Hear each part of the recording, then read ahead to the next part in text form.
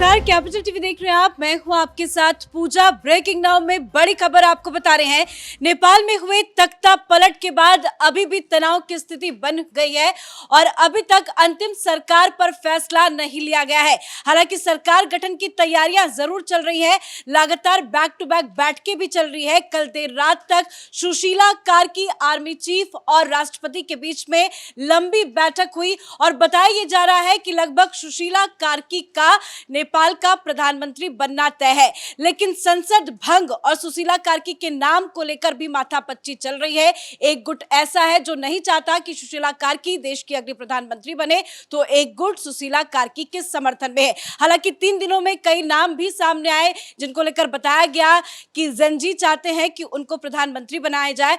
लेकिन आखिर क्यों सरकार गठन को लेकर माथापच्ची चल रही है, नेपाल के अंदर क्या चल रहा है, तमाम बड़ी अपडेट आपको बताएंगे। मेरे साथ जुड़े हुए हैं कैपिटल टीवी के editor in chief doctor Manish Kumar. Sir, लगातार बैठकें चल रही है, आज भी अभी भी बैठक चल रही है, क्या बैठक में चल रहा है, क्यों नहीं फैसला हो पा रहा है सरकार गठन को लेकर? देखिए, अभी भी खबर आई है कि राष्ट्रपति भवन के अंदर वहां आर्मी चीफ पहुंचे हैं और ये बताया जा रहा है कि सुशीला कार्की के नाम पे ऑलमोस्ट डील डन है, क्योंकि जेएनजी के अंदर आपस में ही भिड़ गए। जेएनजी के अंदर 4-5 गुट बन गए कि हमारा नेता बनेगा, हमारा। ऐसा लग रहा है कि कोई प्रसाद का वितरण हो रहा हो, मुख्य प्रधानमंत्री नहीं बनाना हो, सरकार नहीं बनानी हो, तो उसकी जगह जो है आपस में कोई धर्मशाला में कुछ प्रसाद वगैरह बंट रहा है। ये तमाशा जो है ये नेपाल के अंदर हो रहा है। मैं इसके ऊपर आऊँगा, लेकिन एक और बड़ी खबर आई है कि ये पूरा का पूरा ये चाइनीज स्टूज ओली ये जो भागा है, तो पहले खबर आई कि भाई वो दुबई गया। अब ये खबर आ रही है, मैंने करीब 3-4 बड़े बड़े वरिष्ठ पत्रकारों से नेपाल में, काठमांडू में हमने बात की। उन्होंने बताया वो नेपाल भाग गया, वो चीन भाग गया है। मतलब जहां से वो कमांड लिया करता था वहीं पहुंच गया और वहां पहुंचते ही उसने एक विस्फोटक बयान दे दिया।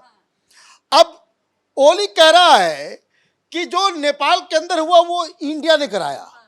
अब बात समझिए कि जो काम जो हुआ वो अब इंडिया ने करवाया, इंडिया इसके पीछे है। इंडिया क्यों इसके पीछे है? क्योंकि ओली साहब ये कह रहे हैं कि लेपू लेक और ये सारी काली गंगा और सब इशू बॉर्डर का हमने उठाया, इस वजह से इंडिया जो है नाराज था। हमने जब ये कह दिया कि भगवान श्री राम जो हैं वो पैदा अयोध्या में नहीं हुए थे, वो नेपाल में हुए थे। देखिए कैसा कैसा अक्लमंदी वामपंथी वायरस, तो इनको तो भगा दिया गया। अब ये वहां बीजिंग पहुंच करके वो इस तरह की बातें कर रहे हैं, वो हास्यास्पद है। ये चाइनीज एजेंट था, महाभ्रष्ट था, और इसकी वजह से आज नेपाल में जो कुछ भी हो रहा है वहां एक एनार्की सा, इट डजंट ऑगर वेल कि भाई किसी मुल्क के अंदर इस तरह से हुड़दंग और हिंसा के आधार पे वहाँ पे सत्ता परिवर्तन हो। इससे किसी भी देश, किसी भी समाज का जो है कल्याण नहीं होता है। तो आप देखिए कि एक थका हारा हुआ भ्रष्ट बेईमान आदमी वो भागा, तो भागते भागते अभी भी वो उस दलाली में जो है वो फंसा हुआ है। लेकिन चीन में कौन शरण दे रहा है? भाई चीन का ही तो एजेंट है ये। मैं आपको बताऊं कहानियां, तो मैं इतनी बता दूं कि भाई करीब 1-1.5 घंटे का वीडियो बन जाए। आपको 2-3 बातें बताता हूं। एक महिला उनकी एम्बेसडर हुआ करती थी, वो तो प्राइम मिनिस्टर ऑफिस को ही चला रही थी। वो पूरा का पूरा सरकार कैसी चलनी है योजना, और इसको क्या मिलता था बदले में? भाई ओली का होटल है मलेशिया के अंदर में, ओली का होटल है थाईलैंड में, ओली का होटल है फुकेट में, आप जो है दुबई में घर लिए हुए हो। मतलब चाइनीज पैसे पे आप सारा प्रोजेक्ट, आप चाइना को, भाई नेपाल में पोखरा में जो बना एयरपोर्ट, उसमें कितने पैसे ओली ने खाए, इसका कोई हिसाब किताब है?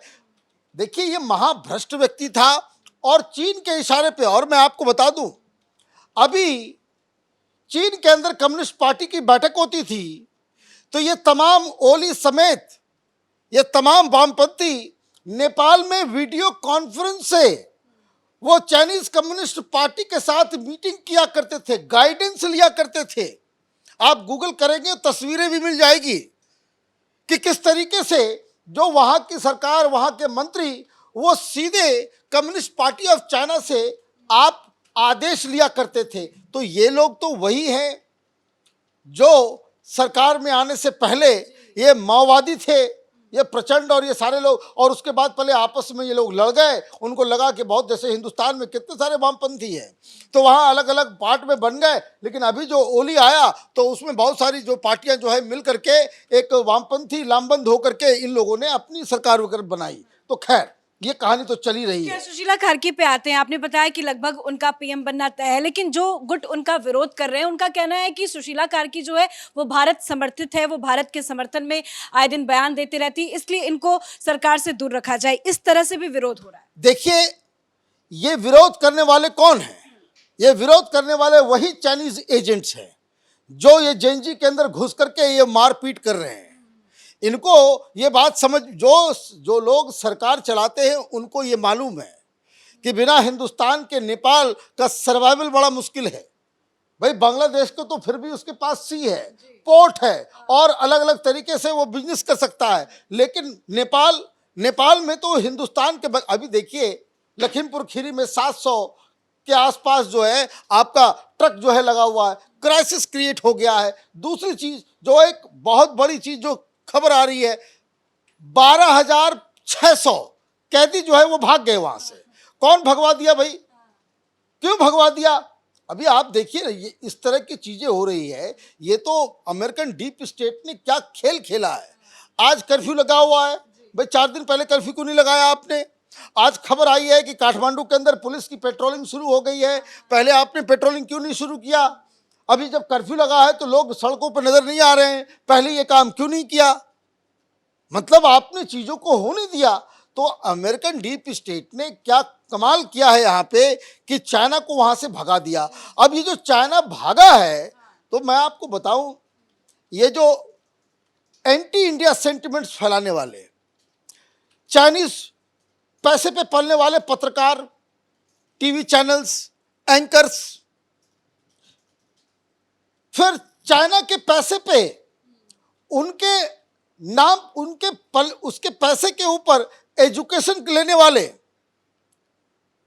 चाइना के पैसे पे चलने वाले एनजीओ, चाइना के पैसे पे चलने वाला ये पूरा ड्रग, सेक्स रैकेट, ये सारी चीजें जो नेपाल और उधर जो चलता है, ये सारे वो चाइनीज एजेंट्स के जरिए ये सारा कुछ होता है। अब अचानक से सुशीला कार्की का नाम सामने आ रहा है, अचानक से ये बोल रहे मैंने बीएचयू की पढ़ी हुई है तो वहां गई हुई है। हालांकि मोदी की भी कई बार तारीफ कर चुकी हैं। मेरी अपनी राय है कि आप किसी भी मुल्क के अंदर इस तरीके से, अब देखिए क्या हो रहा है वहां। अब वहां पे ये लोग जेएनजी वाले कह रहे हैं कि नई सरकार भी बनेगी, नया संविधान भी बनेगा। तो वहां के जो पुराने जिनको दौड़ा दौड़ा करके पीटा गया है, जो लोग भागे हैं वहां से, ये ओली, अब वो कह रहे हैं कि देखो सब कुछ तो ठीक है लेकिन संविधान बदलना नहीं चाहिए। संविधान इसलिए बदलना लोग चाह रहे हैं वहां पे क्योंकि उस जेएनजी के अंदर, और जो मार्च के महीने में जो वहां एक बड़ा आंदोलन इसी तरीके का हुआ था, वो हिंसक नहीं हुआ था। उनकी मांग क्या थी? वो ये कह रहे थे कि भाई हिंदू राष्ट्र घोषित करो, यहाँ पे जो है राजशाही लेकर के आओ। तो उस संविधान, भाई अब क्या आगे होगा, नई सरकार बनेगी, संविधान बदला जाएगा, सिस्टम बदला जाएगा, क्या किया जाएगा, ये कई सारे सवाल हैं। लेकिन जिस हिसाब से अभी वहां पे पूरी तरीके से लॉलेसनेस, अराजकता, सरकार पंगु बन गई है, आर्मी ने सब कुछ कंट्रोल कर लिया है, जबकि नेपाल की आर्मी जो है वो बकायदा वो हिंदुस्तान के चीफ जो है वो ऑनररी चीफ होते हैं नेपाल के आर्मी के, ये भी बात आप समझ लीजिए। और नेपाल का जो आर्मी चीफ होता है वो भी हिंदुस्तान के आर्मी का ऑनररी चीफ माना जाता है। ये इस तरह का रिश्ता है आर्मी से। दूसरी चीज, अब बॉर्डर के ऊपर आप देखिए, आप 60-70 कैदी पकड़े गए हैं जो वहां से भाग रहे हैं, हिंदुस्तान आ रहे हैं। तो अभी मामला बड़ा ही फ्रेजाइल है नेपाल के अंदर। अभी आगे देखना होगा कि किस करवट जो है वहाँ की राजनीति जो है वो टर्न लेती है।